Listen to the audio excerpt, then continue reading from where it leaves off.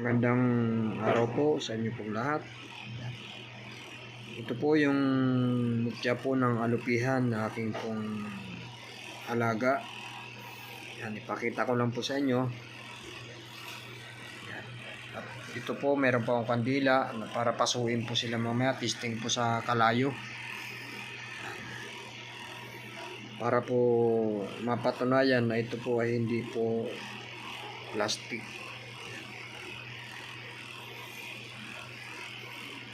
Tatlong piraso po na aking pong alaga po na mutya po ng alupihan. Yan.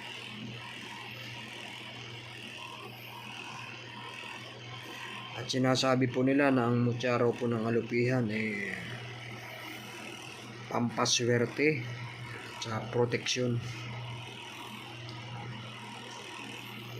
At sinasabi rin po nila na ang mutya raw po ng alupihan ay ang tunay daw po na mutya ng alupihan ay hindi daw po nagre-reflect.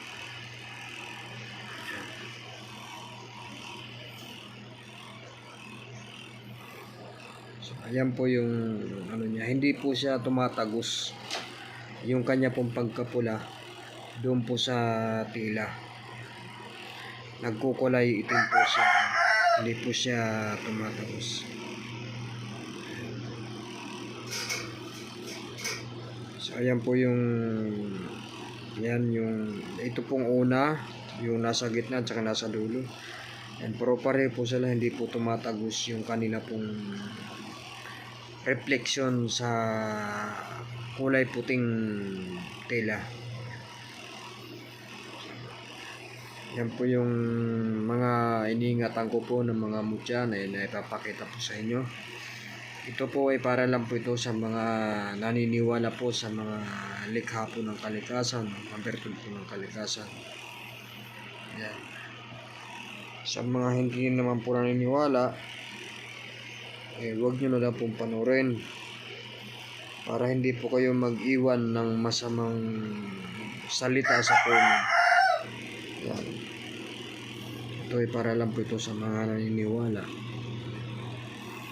So ayan po yung langis po yan para pag napasok po mamaya malagay po dyan, tapos yung kandila. Tapos meron po akong pang-ipit dito, yan yung tsani, para mapasok po siya dun sa kandila, no? So kailangan po siya gamitan ng tsani sapagkat mainit. Yan. So, at sinasabi po nila na ang mutya raw po ng alupihan ay talagang, sabi nga, napakagandang pa lucky charm o pampaswerte.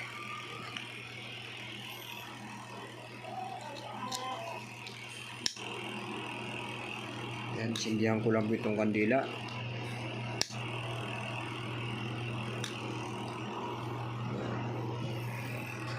Ayan, nakasindi na po yung kandila.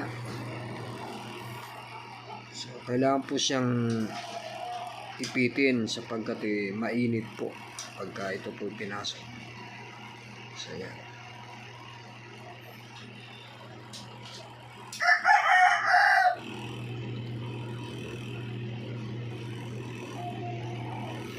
Kailangan po siyang testing sa apoy para malaman po na siya po ay hindi po plastic.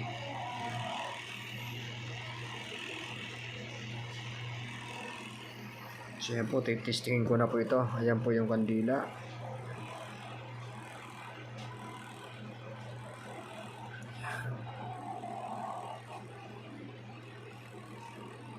Siguro po pag mainit na po yung ito pong handle. Ayan. Pwede na po siyang bitawan. Ayan.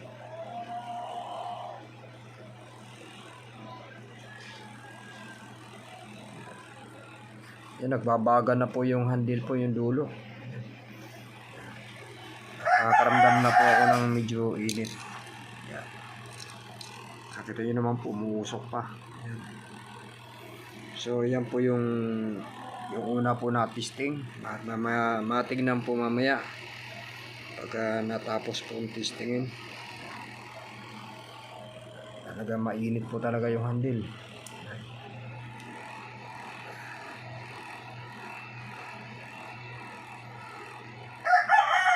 Sino po kayo, talagang ang handle nito talagang uminit siya.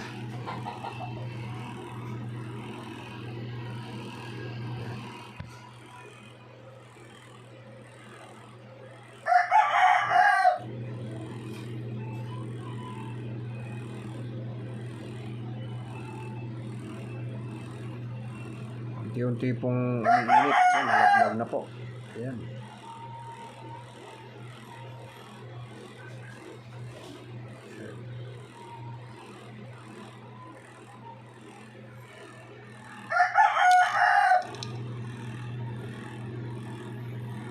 Medyo mainit po yung handle nito. Itong tsani. Ayan.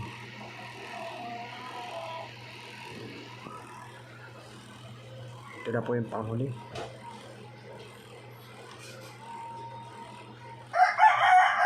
Ayan.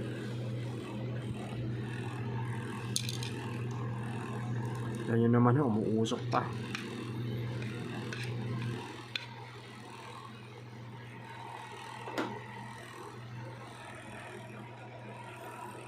Ayan.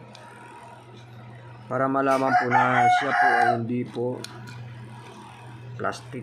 Yan. Ito na nakababad na nga pero mainit pa. Ayan po siya. Yan. Buo pa rin po. Ayan. Tumalsik na. Ayan. Buo pa rin po siya.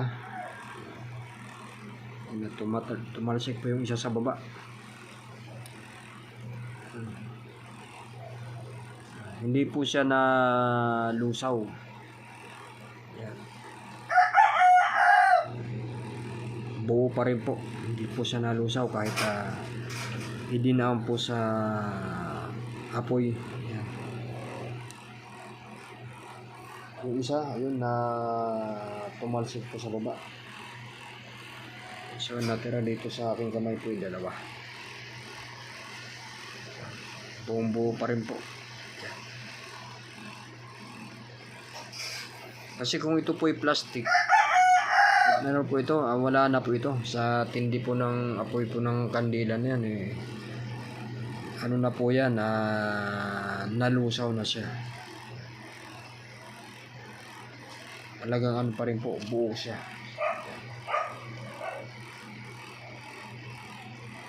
Yan siyang isa na yun, nasa baba. So yan po yung mga iniingatan ko po ng mga mutya ng alupihan. Kasi sinasabi, mainam daw po ito na pampaswerte at saka pamproteksyon. Ayan po yung sabi po nila.